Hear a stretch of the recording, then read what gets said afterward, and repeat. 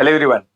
आज के इस वीडियो में हम लोग जो आज इंजीनियरिंग मैकेनिक्स का एग्जाम हुआ है सी 2019 स्कीम के जो स्टूडेंट्स हैं, आसान भाषा में कहा जाए तो जो 80 मार्क्स वाले स्टूडेंट्स थे, अभी जो स्टूडेंट्स है रेगुलर स्टूडेंट्स वो एनईपी वाले स्टूडेंट्स हैं जो 60 मार्क्स का मैकेनिक्स का एग्जाम देने वाले हैं और उनका एग्जाम जो है वो दिसंबर में स्टार्ट होने वाला है। अभी तक डेट फाइनल नहीं हुआ है लेकिन बोला जा रहा है कि 16 दिसंबर से ये एग्जाम स्टार्ट हो रहा है एनईपी वालों का, 60 मार्क्स वालों का। लेकिन जो 80 मार्क्स वाले स्टूडेंट्स है जिनका एग्जाम आज हुआ है 17 नवंबर को, एक बार चेक करता हूँ, 17 नवंबर, यस, आज जिनका एग्जाम हुआ है 17 नवंबर, उनका पेपर आज हम लोग डिस्कस करने वाले हैं, उसका एनालिसिस करने वाले हैं। करेक्ट।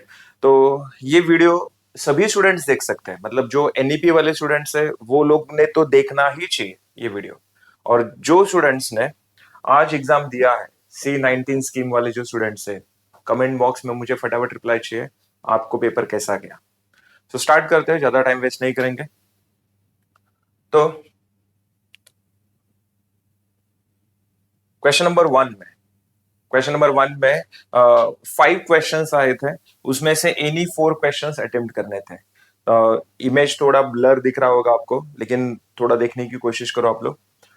तो एनी 4 क्वेश्चंस अटेम्प्ट करने थे, 5 क्वेश्चंस पूछे गए थे, एक क्वेश्चन 5 मार्क के लिए। लेकिन एनईपी वालों को एक क्वेश्चन 3 मार्क के लिए आया था क्वेश्चन नंबर 1 में। करेक्ट। सो यहाँ पर एक क्वेश्चन 5 मार्क के लिए आया था। सो क्वेश्चन देखो क्या है, कॉन करंट फोर्स सिस्टम का एग्जांपल है। ये क्वेश्चन मैंने हर बैच में कंप्लीट किया है, हर बैच में लिया है। पी एंड क्यू कैलकुलेट करना है, और वैसे भी ये रिपीटेड क्वेश्चन है। ये 2022 या 23 के एग्जाम में ये क्वेश्चन आया था, जिसमें आपको कॉन करंट फोर्सेस दिया है, दो अननोन वैल्यूज है, पी एंड क्यू, ऐसे दो अननोन फोर्सेस है, और इसमें दिया है resultant of the given force system is zero. Resultant of given force system is zero, मतलब ये विथ कंडीशन वाला क्वेश्चन है। अब रिजल्टेंट अगर जीरो है तो summation of F x zero होता है, summation of F y zero होता है। करेक्ट। कुछ लोग ऐसे, कुछ स्टूडेंट्स ऐसे जो वेकेशन बैच में थे, रेगुलर बैच में थे, मुझे लगता है कि उनको ये आंसर भी बायट रहेंगे। पी एंड क्यू दोनों में से किसी एक का आंसर 81 आता है, देखो। करेक्ट। चलो फिर उसके बाद मैंने बोला था, मैंने जिस पैटर्न में क्वेश्चन पेपर बोला था उसी पैटर्न में ये क्वेश्चन पेपर आया, देखो। तो सबसे पहला क्वेश्चन कॉनकरेंट फोर्स सिस्टम का है। नेक्स्ट सेकेंड क्वेश्चन जो है वो इक्विलिब्रियम में से लैमिस थ्योरम का क्वेश्चन है। अब लैमिस में मैंने आपको 3 टाइप के एग्जांपल्स बोले। एक जिसमें आपको सिर्फ रिएक्शंस कैलकुलेट करने के लिए बोलेंगे, मतलब एक स्पीयर दिया रहेगा जहां पर कांटेक्ट पॉइंट्स एग्जिस्ट करेंगे। एक जिसमें सिर्फ केबल्स दिए रहेंगे जिसमें टेंशन कैलकुलेट करना होगा।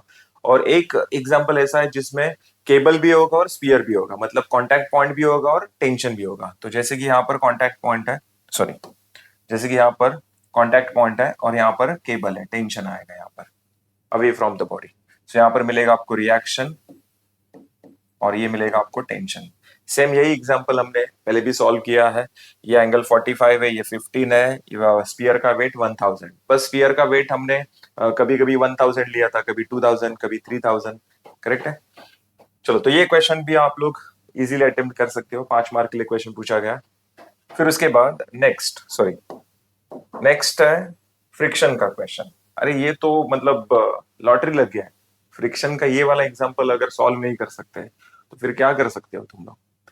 ये वाला एग्जांपल आज तक कम से कम 6-7 बार एग्जाम में पूछा गया, 6-7 बार। करेक्ट। तो यहाँ पर आपको पी फोर्स कैलकुलेट करना है। क्यों कैलकुलेट करना है? इस ब्लॉक को 2000 न्यूटन वाला जो ब्लॉक है, नीचे जो ब्लॉक है, उसको मुझे पुल करना है, मतलब मोशन स्टार्ट करने के लिए फोर्स अप्लाई करना है। तो यहाँ पर आएगा केबल में टेंशन आएगा। 5 मार्क का बहुत इजी क्वेश्चन है, 15 मार्क यहीं पर हो गया। स्टार्टिंग के 30 मिनट्स में ही आप लोग 15 मार्क इजीली ला सकते हो। करेक्ट। फिर उसके बाद ये वाला जो एग्जांपल है, a sprinter in a 100 meter race accelerate uniformly, ये यूनिफॉर्म एक्सेलरेशन मोशन का क्वेश्चन है। For the first 35 meter and then runs with constant velocity. ये यूनिफॉर्म वेलोसिटी का भी मोशन, यूनिफॉर्म वेलोसिटी मोशन का भी क्वेश्चन है, मतलब दोनों का कॉम्बिनेशन है, uniform acceleration motion, uniform velocity motion, जो कि एनईपी वालों को सिलेबस में नहीं है। एनईपी वालों को सिलेबस में क्या है? ओनली वेरिएबल एक्सेलरेशन मोशन है। करेक्ट। तो ये रेक्टिलिनियर मोशन का क्वेश्चन है, जो यूनिफॉर्म एक्सेलरेशन, यूनिफॉर्म वेलोसिटी दोनों का कॉम्बिनेशन है। हाँ, ये फर्स्ट टाइम ऐसा क्वेश्चन पूछा गया है। जनरली वेरिएबल एक्सेलरेशन मोशन का ही क्वेश्चन पूछा जाता था, लेकिन इस बार उन्होंने सिंपल सिंपल रेक्टिलिनियर मोशन का क्वेश्चन पूछा है। करेक्ट। चलो, तो 5 मार्क के लिए क्वेश्चन आ गया। पेज नंबर 1 कंप्लीट हो गया यहाँ पर अपना। नेक्स्ट पेज पर जाते हैं। तो सेकेंड पेज पर मतलब क्वेश्चन नंबर 1 का 5th question, A B C D E F, 5-6 questions पूछे रहे। 6 क्वेश्चंस में से एनी 4 अटेम्प्ट करने, मतलब 2 क्वेश्चंस ऑप्शन में है। चलो, तो क्वेश्चन नंबर 4 अगर हम लोग सॉल्व नहीं कर पाए तो मेरे पास नेक्स्ट ऑप्शन है, देखो यहाँ पर आईसीआर का है। Velocity of point A point का वेलोसिटी दिया है on the rod, A point का वेलोसिटी दिया है 20 meter per second, and locate the ICR, determine velocity of point B point का वेलोसिटी कैलकुलेट करना है। अब यहाँ पर थोड़ा सा एक ट्विस्ट क्या है, देखो बी पॉइंट जो है वो कॉर्नर पर टच हुआ है, कॉर्नर पर। अगर ये वर्टिकल सरफेस पर टच होता तो बी पॉइंट का डायरेक्शन ऑफ मोशन कैसा होता, डाउनवर्ड्स होता, वर्टिकली डाउनवर्ड्स। लेकिन ये कॉर्नर पर टच हुआ तो इसका डायरेक्शन ऑफ मोशन कैसा रहेगा, ये ऐसा रहेगा, ऐसा ऐसा। तो ये मिलेगा मुझे वी बी, यहां पर मिला है वी ए, करेक्ट। फिर दोनों को परपेंडिकुलर लाइन ड्रॉ करेंगे, इसको परपेंडिकुलर लाइन ड्रॉ किया और वी ए को परपेंडिकुलर लाइन ड्रॉ किया।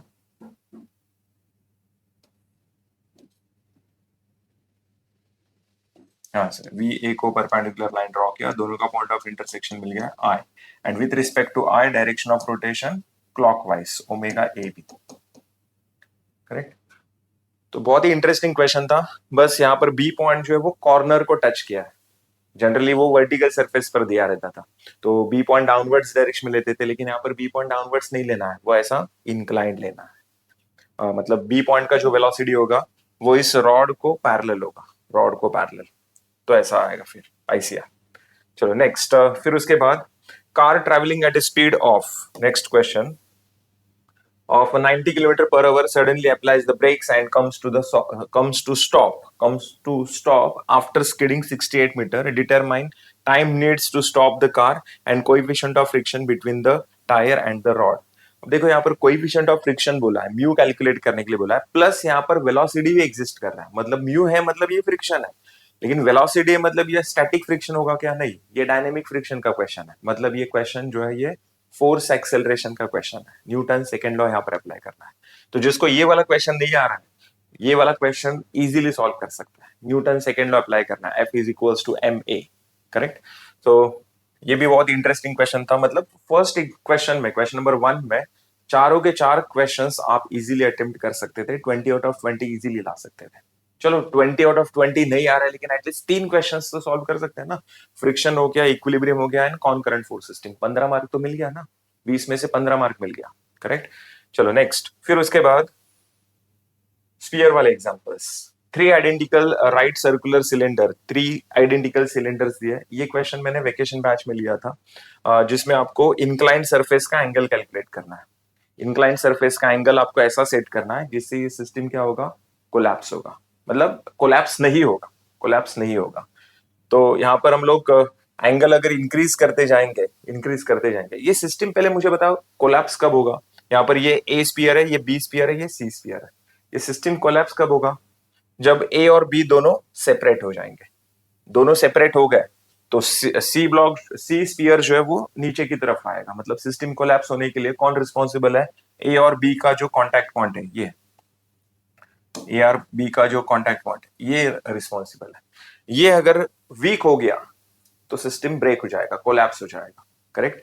तो वो किसके ऊपर डिपेंड है, इंक्लाइंड सरफेस के ऊपर डिपेंड है। देखो ना, ये दोनों इंक्लाइंड सरफेस का एंगल अगर मैं इंक्रीज करता हूं, इंक्रीज करता हूं ऐसे, तो ये दोनों स्फीयर के बीच का जो बॉन्ड है वो स्ट्रांग होते जाएगा, स्ट्रांग, करेक्ट। तो मैं क्या करूंगा, एंगल जो है वो डिक्रीज करूंगा। अगर मैं डिक्रीज करते जाऊंगा तो दोनों स्फीयर का बीच का जो बॉन्ड है वो वीक बनते जाएगा, वीक बनते जाएगा, और एक ऐसा पॉइंट आएगा जहां पर ये सिस्टम कोलैप्स होगा।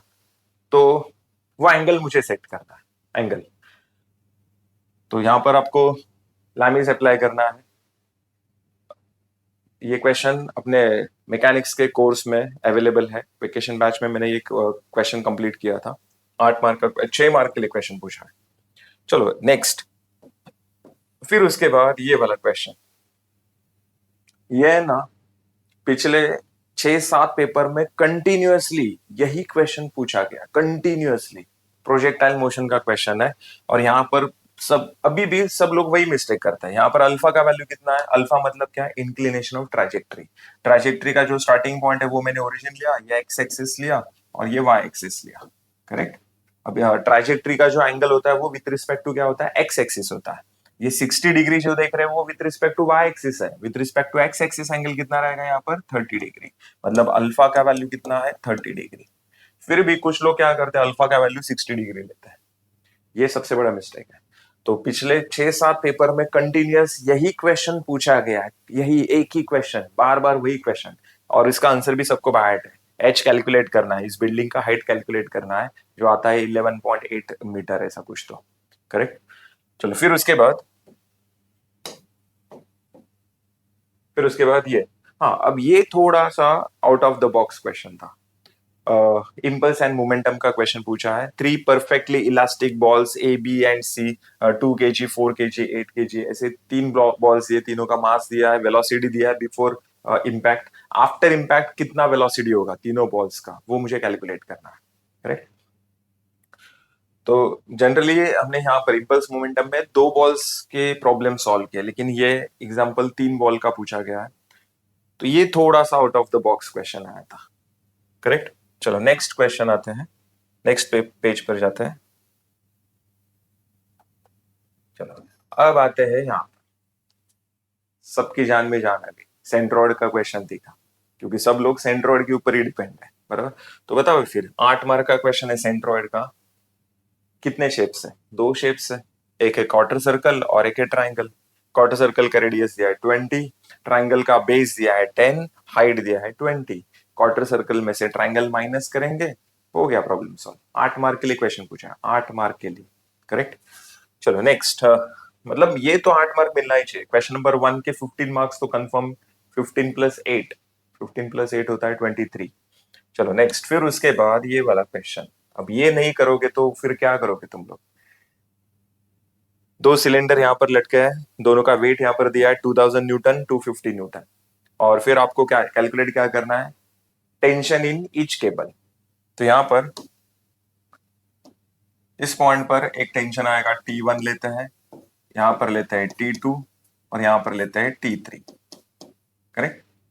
नेक्स्ट डी पॉइंट पर यहाँ पर लेंगे T3, क्योंकि केबल तो सेम है ना, एक केबल में 2 अलग अलग टेंशन हो ही नहीं सकते, सो ये टेंशन T3 सेम है। फिर यहाँ पर लेंगे T4 और ये वेट, वेट कितना है 250 न्यूटन, और यहाँ पर वेट कितना है 200 न्यूटन।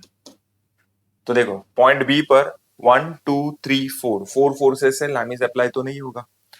डी पॉइंट पर देखो 3 फोर्सेस है, T3, T4 and 250, so Lami's theorem apply कर सकते हो, T3 T4 मिल जाएगा।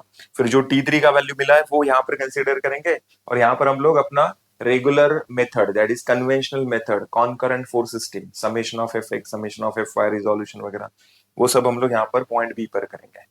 और मतलब क्या, एक पॉइंट पर आपको लैमिस अप्लाई करना है, दूसरे पॉइंट पर आपको resolution, summation of F x, summation of F y करना है। सबसे इजी क्वेश्चन है, 5 मार्क के लिए पूछा गया है। 8 + 5 यहाँ पर कितना हो गया 13, और फर्स्ट क्वेश्चन के 15 मार्क, 15 और 13 होता है 28, करेक्ट 28। चलो नेक्स्ट, हाँ अब ये वाला जो क्वेश्चन है ये एनईपी वालों को नहीं है, ये वर्क एनर्जी का क्वेश्चन है, स्प्रिंग वाला एग्जांपल है, स्प्रिंग वाला ये अपने कोर्स में अवेलेबल है, same to same example, correct. बस एनईपी वालों को ये टॉपिक नहीं है, वर्क एनर्जी टॉपिक नहीं है। चलो नेक्स्ट, अब आते हैं यहाँ पर, ये क्वेश्चन देखने के बाद तो सब लोग बोलेंगे कि सर हम लोग कंफर्म पास है, कंफर्म, मतलब इससे इजी है ना, तुम लोग को एबीसीडी लिखने के लिए बोलेंगे, इससे इजी एबीसीडी लिखना है। क्या है इसमें, देखो सपोर्ट रिएक्शन, 8 मार्क का क्वेश्चन है, 2 सपोर्ट्स दिया है, लेफ्ट साइड हिंज सपोर्ट दिया है, राइट साइड रोलर सपोर्ट दिया है। हिंज सपोर्ट में 2 रिएक्शंस आएंगे, एक आएगा VA और एक आएगा HA। फिर उसके बाद यहाँ पर आएगा रोलर सपोर्ट 1 रिएक्शन RB, और यहाँ पर ये दिया है आपको यूडीएल दिया है, जिसका पॉइंट लोड कितना आएगा, बेस इंटू हाइट, बेस दिया है 5, हाइट दिया है 1, तो 5 इंटू 1 1, सॉरी 5 इंटू 1 5, तो इसका पॉइंट लोड आएगा यहाँ पर 5 किलो न्यूटन। और प्लेस कहां पर करेंगे, सेंटर में, लेफ्ट साइड 2.5, राइट साइड 2.5, और यहाँ पर एक फोर्स दिया है 6 किलो न्यूटन। अरे प्रॉब्लम देखते ही सॉल्व हो रहा है यहाँ पर। पहले मूवमेंट कैलकुलेट करेंगे, movement with respect to A, summation of movement with respect to A, यह आएगा 5 into 2.5, and with respect to A direction clockwise minus, यहाँ पर आएगा 6 into 5 plus 3 8, and with respect to A direction clockwise minus, R B vertical है, so distance horizontal, 2 plus 3 5, 5 plus 5 10, anticlockwise plus is equals to 0, मिल गया RP. फिर summation of F y plus V A minus 5 minus 6 plus RP, मिल गया V A, and summation of F x H A, और कोई है ही नहीं तो H A is equals to 0 ही तो आएगा। समझा, 8 मार्क फ्री में मिलने वाले मार्क्स है। सपोर्ट रिएक्शन एंड सेंट्रोइड, ये दो क्वेश्चंस 8 प्लस 8 16 मार्क्स यही पर होता है, 16 मार्क्स। तो हम लोग कहां पर आए थे, 28 तक आए थे। 28 प्लस 8 अगर किया तो 35 होता है रे, पास हो गया। सी स्कीम वाला जो बच्चा है 32 को पासिंग है, 35 हो गया यहाँ पर, करेक्ट। चलो नेक्स्ट, अब जाते हैं, सॉरी नेक्स्ट पेज पर जाते हैं। जनरल फोर्स सिस्टम का क्वेश्चन है, सेम टू सेम क्वेश्चन, हर बैच में लिया मैंने, हर batch same question. Find resultant, find resultant यहाँ पर दिया 50 kilo newton, 120 kilo newton, 30 kilo newton. 7 mark का क्वेश्चन है, जनरल फोर्स सिस्टम का क्वेश्चन है ये। चलो फिर उसके बाद यहाँ पर ये वाला थोड़ा इंटरेस्टिंग क्वेश्चन है, कर्विलिनियर मोशन का क्वेश्चन है, 5 मार्क के लिए पूछा है। Curvilinear, car travels along a depression on in a road, depression on in a road, the equation of depression being x square is equals to 20y। अब ये word जो आप लोग देखते हो ना, डिप्रेशन वगैरह, इसमें देखो x square is equals to 200y दिया है, मतलब इक्वेशन ऑफ पाथ दिया है। Generally y is equals to y ऐसा देते हैं, इस बार x square is equals to ऐसा दिया, क्या फर्क पड़ता है, y is equals to x square upon 200, ऐसा लिख सकते हो ना। आगे सेम प्रॉब्लम सॉल्व करना है, डिफरेंशिएट करना है with respect to x, dy by dx is equals to 2x upon 200, correct. चलो नेक्स्ट, फिर divide by dt on both side, फिर vy is equals to vx, vy and vx दोनों का relation मिलेगा। वेलोसिटी इस बार दिया है 72 किलोमीटर पर आवर। हाँ, अब यहाँ पर क्या करना पड़ेगा, 72 किलोमीटर पर आवर को मीटर पर सेकंड में कन्वर्ट करना पड़ेगा। 5/18 से मल्टीप्लाई करेंगे, 72 इंटू 5/18, ओके, 72 इंटू 5/18, तो मीटर पर सेकंड में कन्वर्ट हो गया। हाँ, अब यहाँ पर एक इंटरेस्टिंग पॉइंट क्या है कि x इज इक्वल्स टू नहीं दिया है। ऐसे टाइप के क्वेश्चन में x is equals to 2 meter, x is equals to 3 meter, ऐसे कुछ तो वैल्यूज दिए रहते हैं, यहाँ पर तो दिया नहीं है। तो यहाँ पर देखो उन्होंने क्या बोला है, find the acceleration when the car is at the deepest point in the depression, deepest point in the depression, correct. What is the radius of curvature at the depression at this point. So ये curvilinear motion का question जो मैंने 3 types बताए थे, एक easy, एक medium और एक डिफिकल्ट, करेक्ट। अब यहाँ पर deepest point in the depression मतलब क्या, जैसे कि ऐसे कार जा रही है, ऐसा डिप्रेशन मतलब नीचे की तरफ जा रही है, कर्व जो है वो ऐसा डिक्रीजिंग है। अब ये डीपेस्ट पॉइंट कहां पर होगा, यहाँ पर ये कर्व एक्स एक्सिस को जहां पर इंटरसेक्ट हो रहा है वो क्या होगा, डीपेस्ट पॉइंट होगा, समझा। तो बताओ यहाँ पर y का वैल्यू कितना है, 0 है। ये पॉइंट x एक्सिस पर है ना, अगर कोई पॉइंट x एक्सिस पर है तो उसका y कोऑर्डिनेट क्या होता है, 0 तो होता है। तो यहाँ पर आपको y का वैल्यू दिया है 0।